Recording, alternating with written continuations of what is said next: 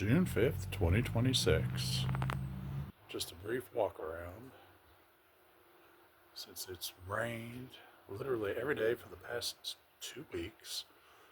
This is, well, actually, yesterday did not rain, so this is our second day of drying out. Got a big pokeweed growing up there in the back. I'm gonna let it grow because the birds like the seeds, and it's kind of interesting. It gets really tall, and it'll be nice for the birds. They do like that.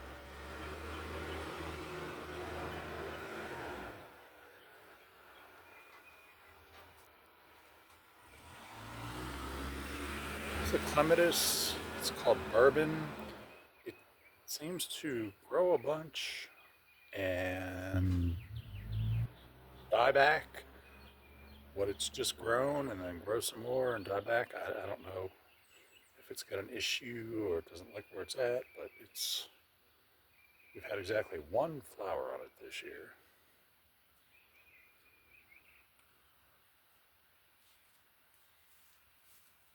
So that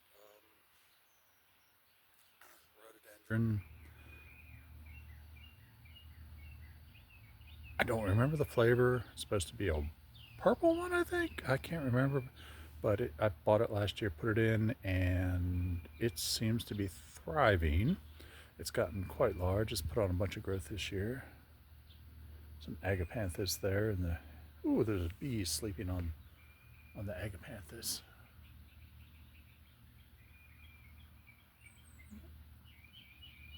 Don't know if you can see it, but that's why I do it. That's why I like to plant all these things.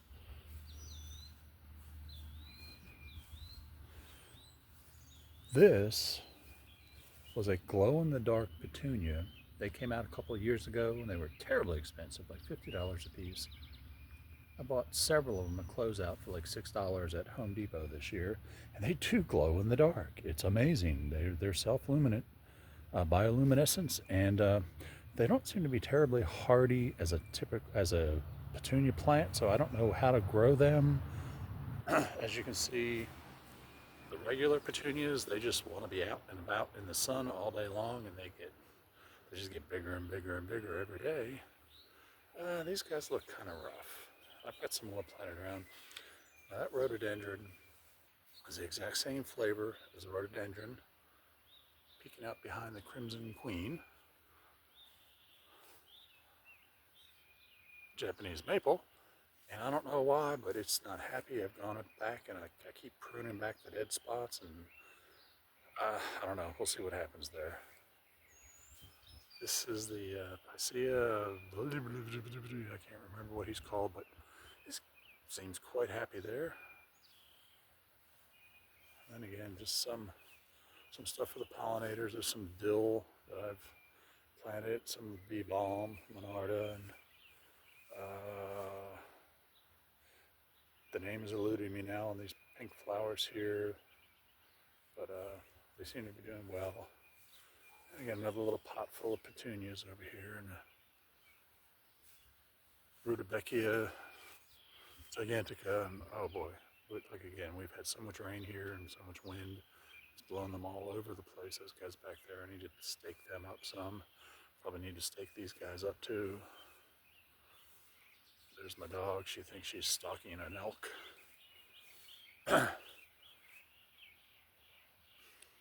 Shelby, say hello.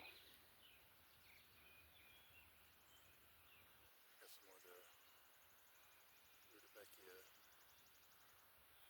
gigantica. I'm calling it Rudbeckia gigantica, but I've heard other people refer to it. I can't remember the name, but it's not gigantica, so I don't know. Whatever it is, it's a big one. It is a big one. And this tree, I forget the flavor. It's not summer gold, but it's decided it's not happy there. My plan was to have that's a moonfire Japanese maple, which I think I've finally beaten back the Japanese beetles here in the neighborhood. And my plan was to have like the very chartreuse / yellow Japanese maple in between the Crimson Queen and the Moonfire, which the Japanese beetles just love that. Out of all the Japanese maples, out of everything on my property, they went crazy for that. But anyway, so he's not happy there. Now I don't know why.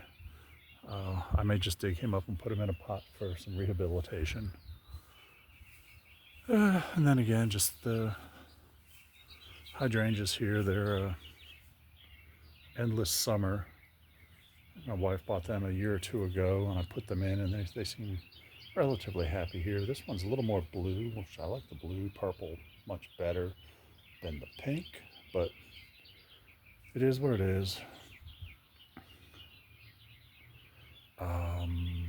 What that big guy is with the big leaves back there, I have no idea. It just popped up a couple weeks ago and it looked interesting, so I'm going to let it grow and see where it is. I have no earthly idea what that is. Got all my pineapples from that I started last year, overwintered them. They did all right. They seem to be doing pretty well this year. I got a couple of relatively new hostas back there. The one on the left, they're the light greenish variegated one is what is that? That's guacamole, and the other greenish, I guess it's technically a blue hosta, is Empress Wu. That will get massive, I hope. And the deer, it should be relatively protected from the deer. There, they don't typically come up to the house this close. Getting into the cacti here. They seem to like being out here. And that guy, he's got I don't even know what they are, but I like them, and he's got some flowers on them. This guy here, this guy was a tiny little button a couple, 2, 3 years ago, and he's just getting crazy. He's getting bigger and bigger. Oh, and again, the winds and the rain really did a number on these guys. And I think it has to do with the amount of sun they get. Like in late afternoon, right now, they don't have they're in the shade, where those guys down there that are in the sun all day long, they stand up proud. So I think that's telling me something. That's telling me I don't really need to have these guys up here. If I do have them up here, I've got to stake them or just kind of corral them some way. My Bushman's lace, he's getting bigger and bigger and bigger. He grew quite a lot this year. He's probably grown 18 inches straight up. Megara in the front. And of course all the echinacea, there's just a purple echinacea. And this is my weeping, I don't know. I forget. Drawing a blank. I've had a beer, so I don't quite remember. So again, this is my own private little garden for when we sit on the front porch and we get to see it. Another agapanthus over here. Some more Monarda back there, different colors. Some Astilbe there. Oh, this guy fell over. This was a volunteer. Some sort of, I forget what kind of, some sort of daisy type thingy. Oh, the wind probably got him. Hydrangea there, limelight tree form. It gets huge every year and the blooms are massive. Just some succeed, some more hostas, Astilbe. I love the color on this one. I don't know if it can pick it up on the camera, but it's got this kind of iridescent purple. It's wonderful. This is a forgotten named native azalea. I cut way, way, way back because it was getting very big. And I cut it way back, and it just kind of seems to have stimulated growth, and it's almost as big as it's about as big as it was when I started cutting on it. So that was not the plan. The plan was to kind of cut it back and keep it in shape, but oh well. This is Rhododendrons bloomed wonderfully this year. It's like only the second time. You can see all the dead flowers and seed pods there. Got some petunias down there, and there's a black petunia somewhere in the middle. It's not actually black, it's deep purple, but so again, just kind of late spring, early summer. More hostas that I like, and rudbeckia. Oh, looks like Amazon came.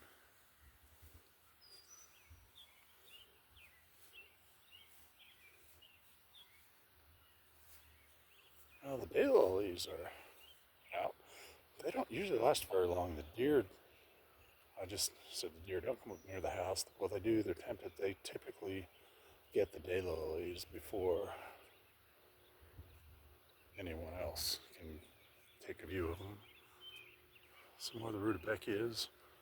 They are large and in charge. And down here, again, I forget that these are, the common name is red hot poker, and they're all quite in bloom right now.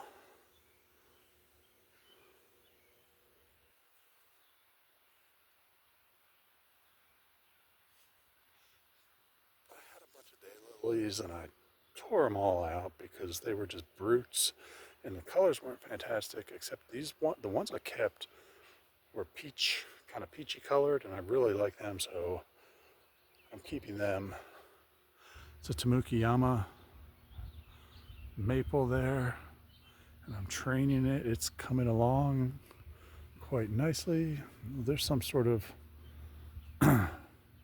oriental lily that I don't remember what that was, but see, here's some pepper plants here. This is a hot spot in my yard. It gets sun almost from 6 o'clock in the morning until sunset, so those guys are there. There's another one of those glow in the dark petunias that's, again, it's not doing very well compared to just the regular petunias here. And this is the Eryngium sea holly, and I love these things. They look like something out of Jurassic Park, and the pollinators go crazy on them. Some allium there.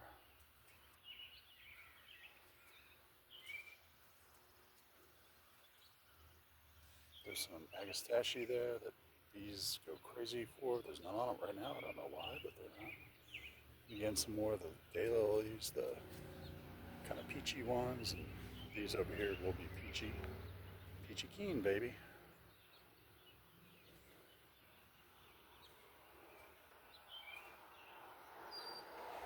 Oh, and that's the white agapanthus there. I overwinter them in the garage, and they seem to do well every year. The green penguin, the Pinus sylvestris.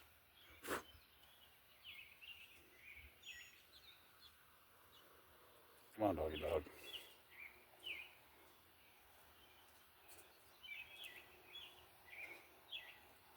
So that's some sort of begonia. I don't even remember. That's another Empress Woo.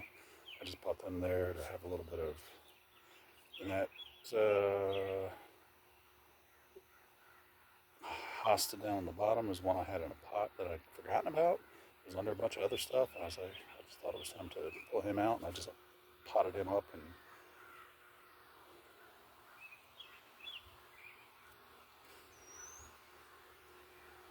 Come on, doggy. A bunch of my azaleas over here did not do very well. They kind of bloomed this year, and again, you can just see it's just. This is summer gold, I think, if I remember correctly. He's not happy there. He's been doing well there for like the past 3 years, and all of a sudden he's just, again, not looking happy. Maybe it's a maple thing, a year thing. I don't know.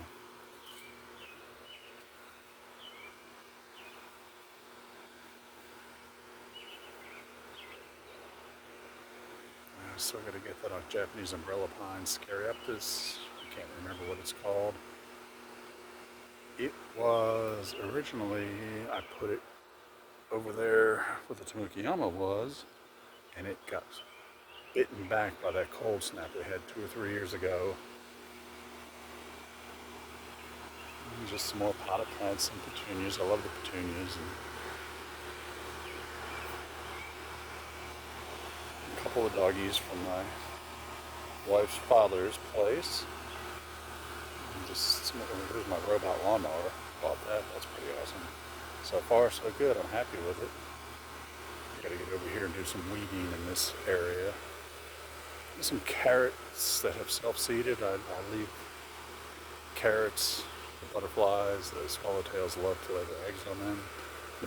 So they're there for that. So one more green giant arborvitae. I've been putting a few of them in for some screening. Old Baptisia.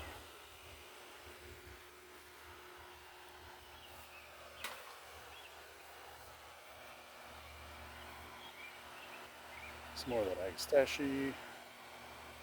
Just some random flowers I've got in there. Some daylilies and monarda. Some milkweed. I did a kind of a Chelsea chop on that to try to keep it from blooming so early. So there's a honeybee there. So I don't know how many. It's like the pollinators aren't as busy this time of night or in the evening.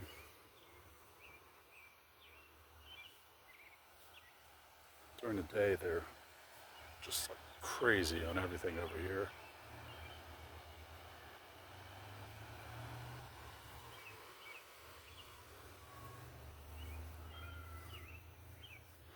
Now that one's another summer gold, and he's seems pretty happy there. So I don't know. We'll see how that looks.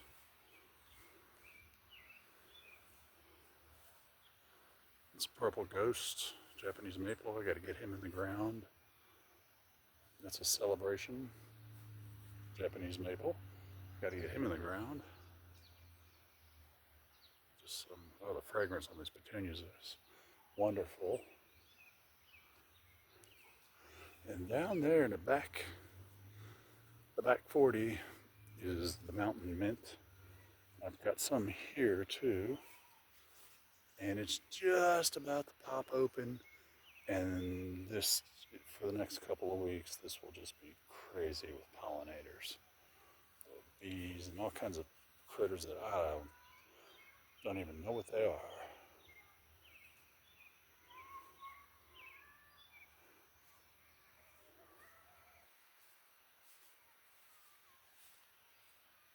I know what that critter is right there. So, I'll take one walk around the side here.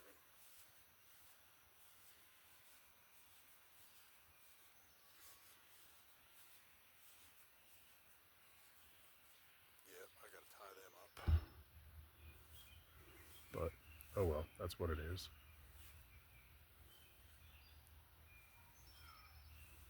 And back here, my little natural area, all the native azaleas were squirrel in the willow tree. All the native azaleas have done really well this year. And so a bunch more of that mountain mint. Anyway, June 5th, 2026 at the shack.